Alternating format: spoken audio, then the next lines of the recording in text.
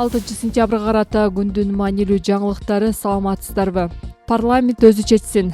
Президент Садыр Жапаров кабар агенттигине курган маегинде Кыргызстандын биринчи качкын президенти Аскар Акаевдин экс-президент макамын кайрып берүү өтүнүчү боюнча пикирин билдирди. Буга чейин тиешелүү кат жогорку кеңешке келип түшкөнү белгилүү болгон. Жапаров Акаев бул маселе боюнча аны менен кеңешпегенин белгиледи. Ал Акаевди өткөн жылы февраль айынын ортосунда Дубайда өткөн Кыргызстандын экс-президенттеринин жолугушуусунда көргөнүн айтты. Айыл чарба министрлиги мал экспортун убактылуу токтотту. Кыргызстандан ири мүйүздүү малды, майда жандыктарды жана жылкыларды экспорттоого убактылуу тыюу салынды. Бул тууралуу Айыл чарба министрлигинин басма сөз кызматы билдирди. Мекеменин маалыматына ылайык, ветеринардык кызмат жакынкы 15-20 күндө малдын эсебин тактоо иштери аяктаганча мал экспортуна уруксат кагазын бербейт. Экспортту убактылуу токтотуунун себеби малдын так эсебин аныктоо, ветеринардык жана санитардык нормалардын сакталышын күчөтүү. Бул өлкө ичинде жана эл аралык өнөктөштөргө көрсөтүлүп жаткан кызматтардын сапатын жакшыртууга мүмкүндүк берет деп жазган министрликтин билдирүүсүндө.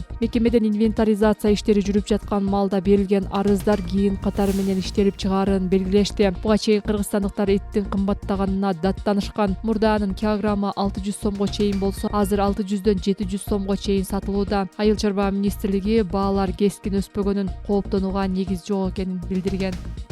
Кыргызстан ички каттамдар үчүн сатып алган учак өлкөгө келди. Билет баасы канча? Кыргызстан мамлекетинин эсебинен биринчи жолу сатып алган бомбардир Даш учагы 6 сентябрда Манас эл аралык аэропортуна келип конду. Салтанаттуу аземге Минкаптын төрагасы Акылбек Жапаров катышты. Канадада жасалган учак 80 жүргүнчүгө ылайыкталган жана 2000 чакырымга чейинки аралыкка учууга жөндөмдүү. Мамлекеттик Осман Airlines компаниясы үчүн сатып алынган учак өлкө ичиндеги каттамдарга чыгат. Билет баасы Ош Бишкек 3300 сом, Жалал-Абад Бишкек 3100, Талас Бишкек 2100, Баткен Бишкек 3300, Разаков Бишкек 3300, Казарман Бишкек 3100 сом. Буга чейин Осман Airlines авиакомпаниясы ички каттамдар 27 сентябрдан баштап ачылаарын кабарлаган. Компаниянын коммерциялык директору Айдай Шайдылдаеванын айтымында аймактар аралык каттамдар 3 бурчтуу схема түрүндө ишке ашырылат. Мисалы Бишкек Талас, Ош Бишкек. Президент алтын куймаларын паспортсуз сатууга бай адамдардын өтүнүчү менен уруксат бергенин билдирди. Күн мурун Бишкекте кыргыз алтындын түрдүү салмактагы алтын куймалары саткан дүкөн ачылды. Анда каалоочулар алтынды паспортун көрсөтпөстөн эле сатып алса болот. Президенттин басма сөз катчысы Аскат Алагөзов Facebook барагына Садыр Жапаровдун куймаларды даярдоо процесси менен таанышып жаткан видеосун жарыялаган. Анда мамлекет башчысы алтынды паспортсуз сатууга ишкерлердин жана башка бай адамдардын өтүнүчү менен уруксат берилгенин билдирген. Алар мен 100 кг же 10 кг алтын сатып алайын десем паспорт сурайт. Анан алтын алганымды бүт Кыргызстан билип, үйүмдүн тегерегинде аңдыгандар көп болот. Үйдөн чыкпай эле алтын кайтарып жатышым керекпи? Ошондуктан паспорту жок эле барып сатып алсак болбойбу дешти, деди президент. Жапаров буга чейин Улуттук банк алтынды паспортун көрсөтпөгөн жарандарга сатпай келгенин белгиледи.